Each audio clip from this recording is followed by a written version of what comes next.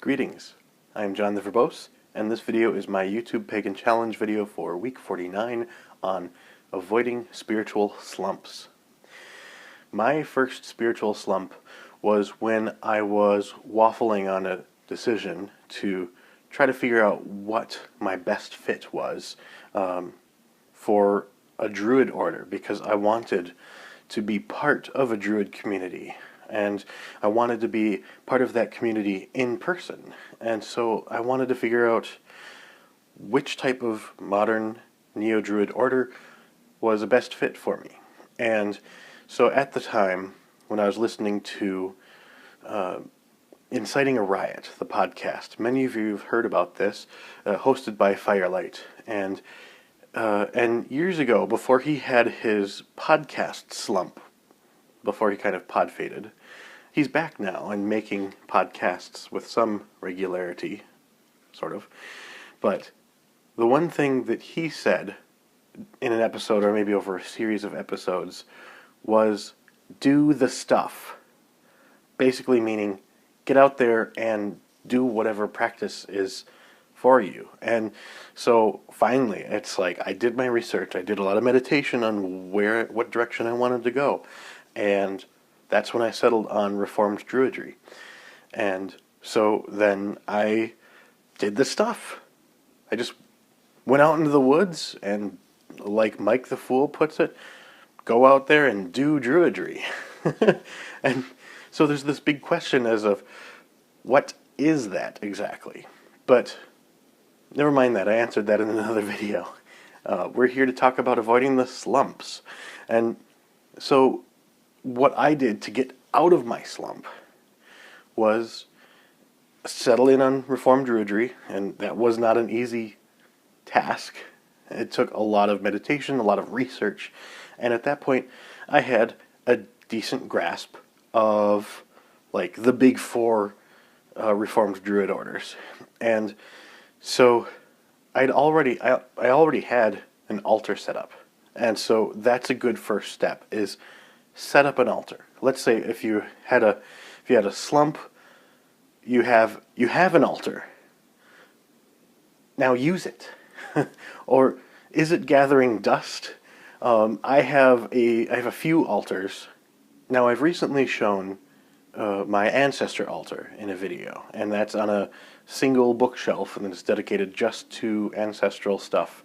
It's not really a working altar, it's kind of a memorial to them, but to me it's definitely, it functions as an ancestor veneration altar. I have my seasonal altar here. My seasonal altar is very basic and tidy. It's got mistletoe on it, and that is Phorodendron leucarpum.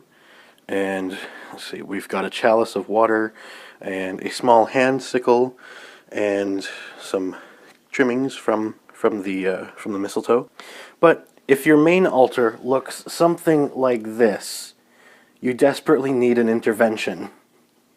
So yes, my main altar becomes a landing space for everything. And so you could say my altar is in a bit of a slump. And so that is on my to-do list. And speaking of to-do lists, make a to-do list. Oh boy, have I got lists. I've got comprehensive grids. I have a book, notebook that is just dedicated to lists. And my lists have lists almost. So there's that. I've got larger lists, very dynamic, of kind of one list flows into the next. And then of course you have the YouTube Pagan Challenge list. It has 52 things to do on it. Now, that's highly specific to making videos. You don't necessarily have to do this in video form. If you have a blog, you could blog the YouTube Pagan Challenge, and you don't have to do it one a week. I think that's a good pacing for 52 items. But on the back, I also have a supplemental list of things that I want to make videos about. So I have lots of things to do, and not just that. But find other ways to express your creativity, aside from making lists. Make stuff. bookbinding is one of my hobbies, and so I've made grimoires for myself, and for my Grove members, and for the Archdruid of Carleton College, and essentially, well, it was one of these. This is a, I've told you about this book before. Go to my other videos.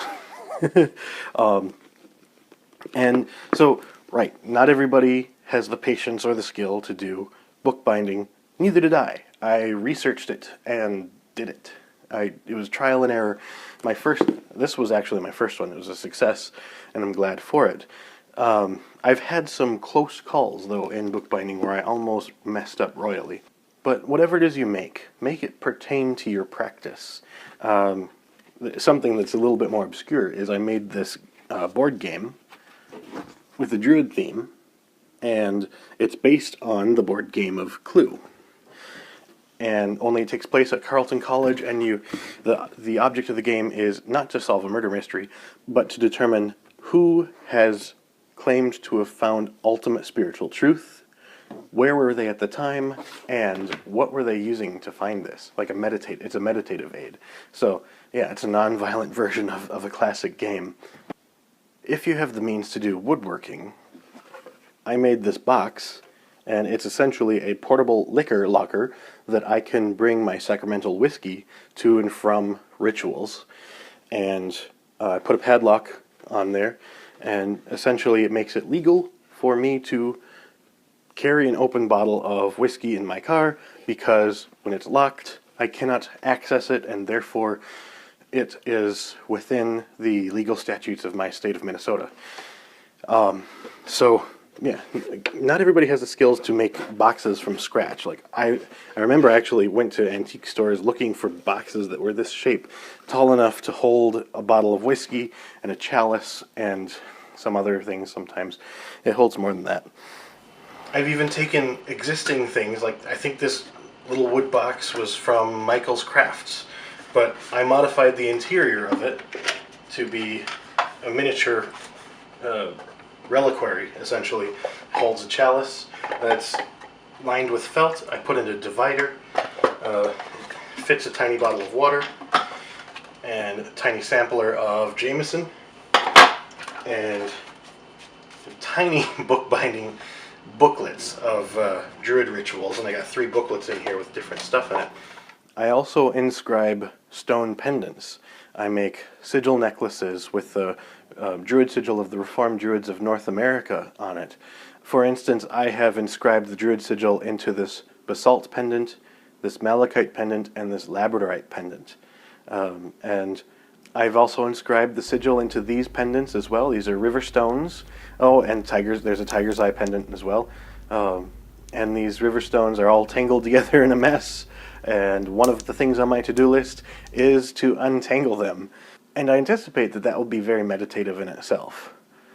So, yeah, meditate if that helps you get back into things. One of the other things I've done is writing rituals. And that's something that in the past would have been an impossible task for me. It's like I had never written rituals before, and I had the perception that I would just be awful at it.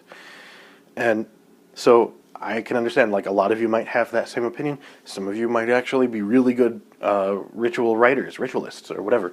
And so I tried it, and I wrote this ritual that is it's a 4-page earth healing ritual, and then after that, and then I'm not mentioning all the rituals I made because some of them were just modifications of existing rituals, and so to me that doesn't really count. But the ones that I made from scratch are, like, the other one was this ordination. Actually, it is a dedication as an acolyte and for Reformed Druids of at least the 3rd order, repeated a year and a day later as ordination as the priest of the Order of the Morrigan. And actually there's a 3rd one yet that isn't quite done. It's got a good skeleton, basic framework to it. But it's a mistletoe ritual, and mistletoe is one of the most sacred plants in among the Druids.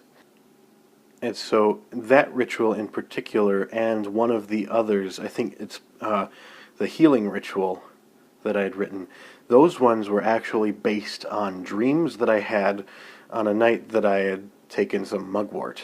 And so mugwort is a good herb for lucid dreaming and having very prophetic dreams. But please, before taking mugwort or any other herbs, seek advice from a physician or a licensed medical practitioner that knows their stuff before taking herbs. So, little disclaimer, I did not. So, yeah, anyway, yeah, so the several little rituals that I wrote were based on dreams, which were really cool. And so, other things I might recommend is to go research something. And then watch a documentary about it on YouTube. And just compare the information that's been provided to you. And then just, vegetating, watching a documentary, that's relaxing, and you could learn something new, and you could get re-energized about it. Maybe, I don't know. Find a new best-selling pagan book. Yeah, read something, reread something. Try a new divination technique. Do some old ones. Practice divination again. You might have forgotten something about other things, and then try to make new divination systems. I've done that. I made something with the Glagolitic alphabet and turned them into Glagolitic runes, and to my knowledge that had never been used as a divination method. So that's all I had for this week. Thank you for watching my video, and we will see you next week. Check your doctor. Check your doctor. Check your doctor for mugwort.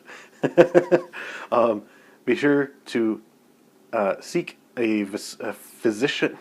Advise a physician. Be sure to seek advisions.